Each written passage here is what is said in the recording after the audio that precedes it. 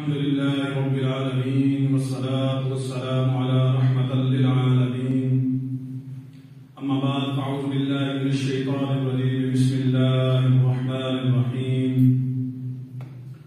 يا أيها الذين آمنوا كتب عليكم الصيام كما كتب على الذين من قبلكم لعلكم تتقون أياما معدودات صدق الله مولانا العظيم وبلغنا رسوله النبي الكريم الأمين. تمام تعریفیں رب ذوالجلال کے لیے ہیں جو تمام جہانوں کا خالق و مالک و رازق ہے. درود و سلام نبی کریم رؤوف الرحیم شفیع المذنبین صلی اللہ علیہ وآلہ وسلم کی ذات بابرکات پر. رب ذوالجلال کا بڑا ہی فضل اور کرم ہے کہ اس نے ہمیں اپنے پیارے محبوب نبی علیہ السلام کی امت میں ہمیں پیدا فرمایا اور ہمیں رمضان المبارک جیسی بہترین گھڑیاں عطا فرمائیں اور رمضان المبارک جیسا بہترین مہینہ ہمیں عطا فرمایا. اللہ رب العالمین نے اس آیت مبارکہ میں بھی رمضان المبارک کے روزوں کا ذکر فرمایا ہے. اسی مناسبت سے آج کی اس محفل کو، اس مجلس کو ہم استقبال رمضان کے نام موسوم کرتے ہیں. جب رمضان المبارک کا مہینہ آتا تو میرے اور آپ کے آقا نبی علیہ السلام بھی صحابہ سے خطاب فرمایا کرتے اور رمضان المبارک کی فیوز و برکات حاصل کرنے کی ترغیب دیا کرتے تھے. اس آیت مبارکہ میں اللہ رب العالمین ارشاد فرماتے ہیں یا ایھا الذین آمنوا کتب علیکم الصیام، کہ اے ایمان والو تم پر روزے فرض کیے گئے ہیں. کما کتب علی الذین من قبلکم، جیسا کہ تم سے پہلی امتوں پر روزے فرض تھے. لعلکم تتقون، تاکہ تم تقوی اختیار کرو. ایام معدودات، اور یہ گنتی کے چند دن ہیں. تو اس آیت مبارکہ میں اللہ رب العالمین نے ہم پر روزے فرض کیے ہیں.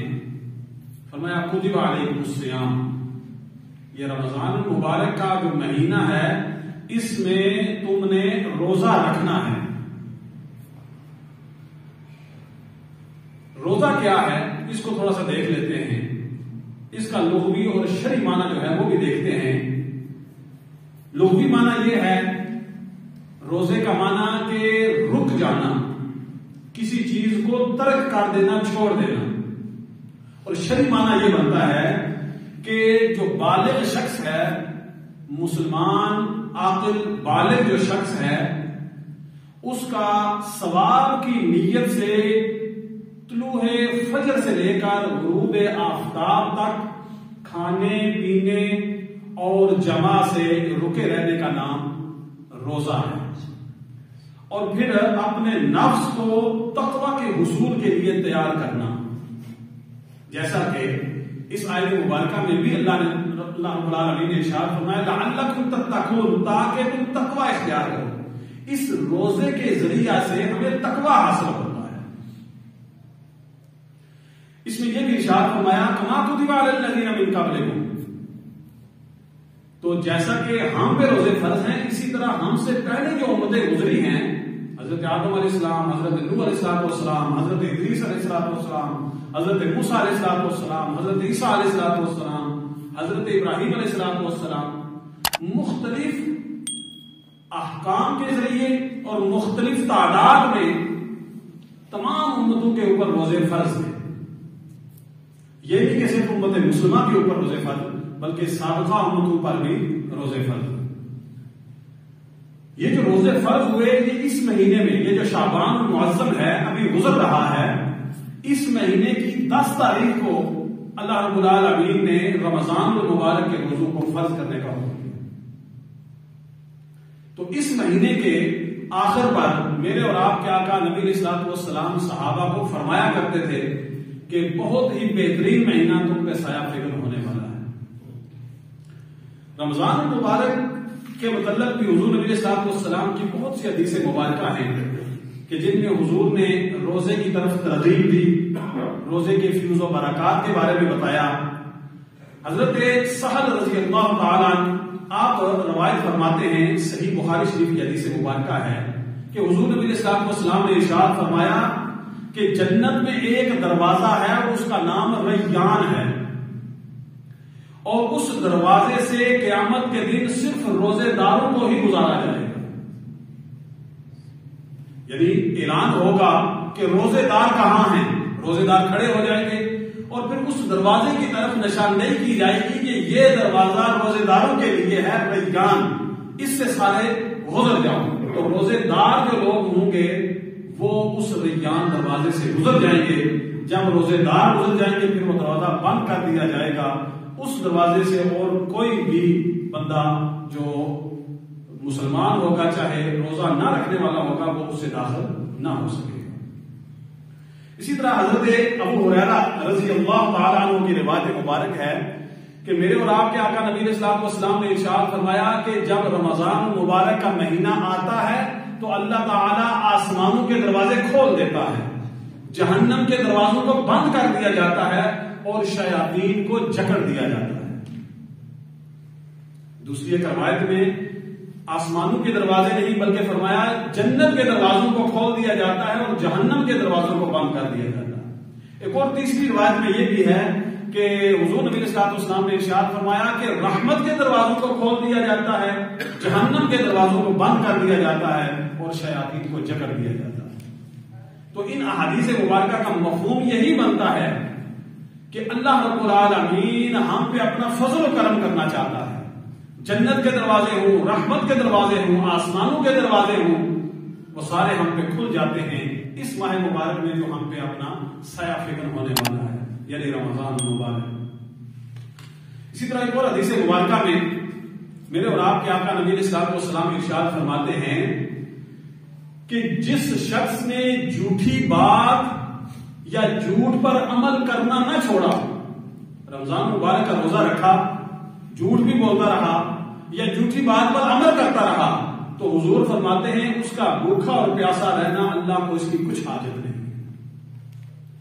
تو جب رمضان مبارک کا روزہ رکھیں یا ویسے بھی روزہ رکھیں تو کوشش یہ کرنی چاہیے کہ جھوٹ سے کنارہ کشی اختیار کریں۔ جھوٹ ایک خود بیماری ہے جس میں ہر وقت بچنا چاہیے، لیکن اس حدیث مبارکہ میں حضور نے فرمایا کہ جو بندہ روزہ رکھے اور پھر جھوٹ بھی بولتا رہے یا جھوٹی بات پر عمل کرتا رہے تو اس کے بھوکے اور پیاسے رہنے کو اللہ میں کوئی حاجت نہیں، اس لیے تیاری منا لینی چاہیے۔ ایک اور حدیث مبارکہ میں حضرت ابو ہریرہ رضی اللہ تعالیٰ عنہ کی روایت مبارک ہے، صحیح بخاری شریف کی حدیث مبارکہ ہے کہ رسول کریم صلی اللہ علیہ وسلم نے ارشاد فرمایا کہ جس شخص نے ایک بھی روزہ بغیر عذر یا بغیر بیماری کے چھوڑ دیا تو وہ ساری زندگی روزہ رکھتا رہے تو اس روزے کا ثواب نہیں پا سکتا۔ بغیر عذر یا بغیر بیماری، بغیر کسی پریشانی کے اس نے ویسے ہی روزہ رمضان مبارک کا چھوڑ دیا، ساری زندگی روزہ رکھتا رہے تو اس کو اس کا ثواب جو روزہ چھوڑ دیا اس کا ثواب نہیں مل سکتا۔ اسی طرح جو مشہور حدیث مبارکہ ہے حضرت سلیمان فارسی رضی اللہ عنہ، آپ فرماتے ہیں کہ جب رمضان مبارک سے پہلی رات تھی یعنی شعبان کی آخری رات تو حضور نبی صلی اللہ علیہ وسلم نے صحابہ کو جمع فرمایا اور آپ صلی اللہ علیہ وسلم نے خطاب فرمایا صحابہ کو، اور یہ ارشاد فرمایا کہ اے لوگو تم پر ایک مبارک مہینہ سایہ فکن ہونے والا ہے، اس ماہ کے روزے تم پر فرض کیے گئے ہیں اور اس روزے کی حالت کے بعد جب رات آئے گی تو رات کا قیام تمہارے لیے اجر و ثواب لے کر آئے گا۔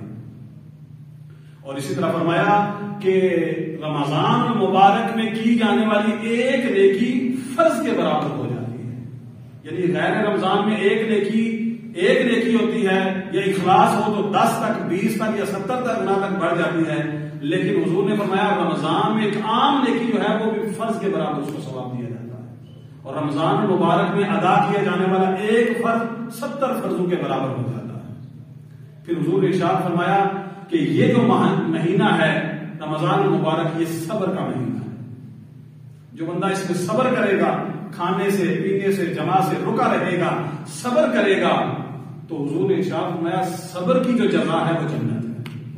جو بندہ صبر کرے گا اس کو جنت ملے گی. اسی طرح یہ بھی فرمایا کہ یہ مہینہ رمضان مبارک کا جو مہینہ ہے یہ غم خاری کا مہینہ ہے. غریب غرباء مساکین اور یتیم لوگوں مساکین اور بیواؤں لوگوں کے ساتھ نیکی کرنے کا ہمدردی کرنے کا یہ مہینہ ہے.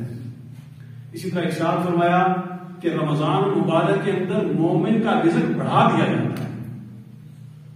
خود دیکھتے ہیں کہ روزوں کے اندر عام روٹین میں بھی جو بندہ عام روٹین میں روٹی وغیرہ کھاتا ہے رمضان مبارک میں اس کے دسترخوان کو بھی سجا دیا جاتا ہے. تو فرمایا مومن کا رزق جو ہے رمضان مبارک میں بڑھ جاتا ہے. اسی طرح ارشاد فرمایا کہ جو رمضان مبارک کا روزہ افطار کرائے گا تو اللہ تعالی اس کو جنت عطا فرمائیں گے اور جہنم سے نجات عطا کریں گے. جو بندہ رمضان مبارک کا روزہ کسی دوسرے بندے کو افطار کروائے گا. اور پھر یہ بھی فرمایا کہ وہ جو افطار کرنے والا ہوگا اس کے ثواب میں کمی نہیں ہوگی.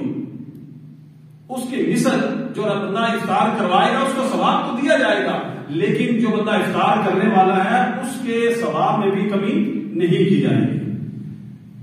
تو صحابیوں نے عرض کی یا رسول اللہ اگر کسی کو استطاعت نہ ہو کسی دوسرے بندے کا روزہ افطار کرانے کی استطاعت نہ ہو تو پھر میرے آقا علیہ الصلوۃ والسلام نے ارشاد فرمایا کہ چاہے ایک کھجور یا پانی کے ایک گلاس یا دودھ کے ایک گلاس سے کسی نے روزہ افطار کیا کرایا تو اس کو بھی اتنا ہی ثواب دیا جائے گا جتنا روزہ رکھنے والے کو ثواب.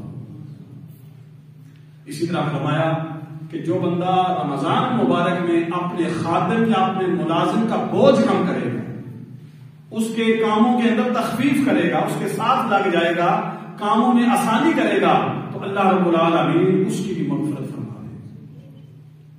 اسی طرح ارشاد فرمایا کہ جو بندہ روزے دار کو سیراب کرے گا یعنی اچھا پانی پلائے گا میٹھا پانی پلائے گا تو میرے اور آپ کے آقا نبی علیہ الصلوۃ والسلام ارشاد فرماتے ہیں کہ قیامت کے دن میرے حوض کوثر سے اللہ اس کو جام پلائے گا. اور پھر ارشاد فرمایا کہ جب وہ جام میرے حوض کوثر سے پی لے گا تو محشر کے تمام دن پھر اس کو پیاس نہیں لگے گی. یعنی کہنے کا مقصد یہ ہے کہ رمضان مبارک کی آمد ہے اور اس کی تیاری کر لینی چاہیے کیونکہ فرمایا گیا کہ پہلا عشرہ جو ہے رمضان مبارک کا پہلا عشرہ رحمت ہے. اللہ کی رحمت چھما چھم اس میں برستی ہے. پھر فرمایا کہ اس کا دوسرا عشرہ مغفرت کا عشرہ ہے اور فرمایا تیسرا عشرہ جہنم کی آگ سے آزادی کا عشرہ ہے. تو میرے اور آپ کے آقا نبی کریم صلی اللہ علیہ وسلم نے ہمیں یہ تعلیم دی کہ ہم رمضان مبارک میں صبر بھی کریں دوسرے لوگوں کی غم گساری بھی کریں دوسرے لوگوں کا کوشش کر کے ان کا روزہ بھی افطار کرائیں. یہ ساری باتیں جو آج ہم نے سنی اللہ رب العالمین کی بارگاہ میں دعا ہے کہ ہمیں اسی طرح استقبال رمضان کرنے اور رمضان مبارک کو اللہ اور اس کے رسول کے احکامات کے مطابق بسر کرنے کی توفیق عطا فرمائے. اللہ تعالیٰ ہمیں دین کی سمجھ اور اس پر عمل کی توفیق عطا فرمائے. وآخر دعوانا الحمدللہ.